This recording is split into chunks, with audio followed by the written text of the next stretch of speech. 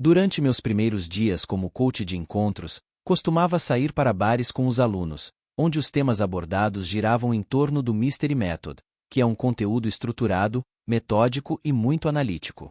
No entanto, o que inicialmente parecia uma noite de prática logo se transformava em um labirinto de intrigas e reflexões.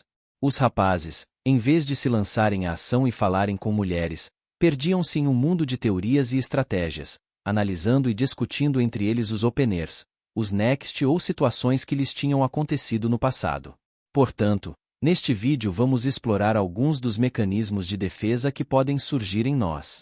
Um mecanismo de defesa é uma estratégia psicológica inconsciente que uma pessoa utiliza para se proteger do estresse, ansiedade ou desconforto emocional. Então, o primeiro mecanismo é a intelectualização.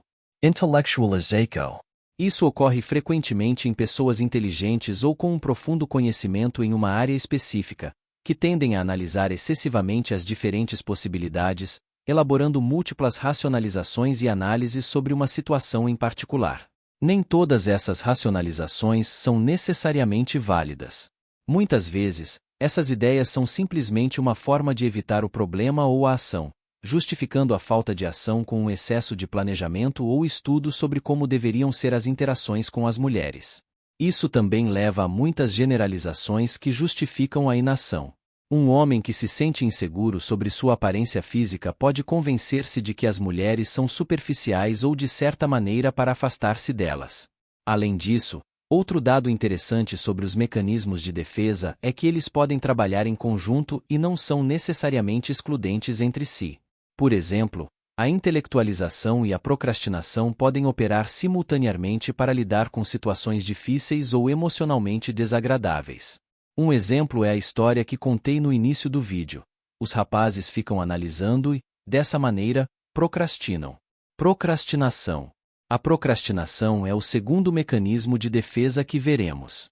É um clássico mecanismo de evasão, uma forma de evitar fazer algo que nos faz sentir desconfortáveis. Por exemplo, se constantemente evitamos interações sociais, como sair com amigos ou conhecer novas pessoas, isso pode ser uma forma de procrastinação. Podemos passar a semana toda esperando o sábado para sair, mas quando chega o dia, dizemos a nós mesmos que será melhor sair no próximo fim de semana, que hoje estamos muito cansados ou que ainda precisamos ler um pouco mais para estarmos mais preparados. Sempre encontraremos uma justificativa para adiar as coisas e evitar enfrentá-las no futuro. De qualquer forma, é essencial compreender que nem todos os adiamentos surgem da ansiedade ou insegurança. Às vezes, simplesmente evitamos certas tarefas porque não nos agradam. Alguém pode adiar a tarefa de tirar o lixo não porque se sinta inseguro a respeito, mas porque simplesmente não gosta da atividade. Culpa. E o terceiro mecanismo, um muito comum, é a culpa. Esses sentimentos surgem quando enfrentamos situações que nos fazem sentir desconfortáveis, ansiosos ou inseguros. Como falo no meu livro de Sedução Simplificada, em vez de assumir a responsabilidade por nossas próprias ações, encontramos mais fácil culpar os outros. Um homem que teve algumas experiências ruins com mulheres pode agora generalizar essas experiências negativas, acreditando que todas as mulheres são iguais e maliciosas. A culpa implica oferecer razões para explicar ou desculpar um comportamento ou resultado indesejado. Isso pode servir como uma forma de proteger a autoestima e minimizar a responsabilidade pessoal, evitando assim sentimentos de culpa ou vergonha. A culpa pode ser transferida para qualquer âmbito. Pode-se culpar a chuva, o trânsito ou qualquer fator externo por ter chegado tarde, em vez de assumir a responsabilidade e ter saído mais cedo ou simplesmente se desculpado. Alguns desses mecanismos podem ser evidentes e simples em nossa vida, enquanto outros podem ser mais abstratos e profundamente arraigados em nosso ser. O desafio com os mecanismos de defesa é que, se os repetimos o suficiente, podem se tornar crenças permanentes em nossa mente.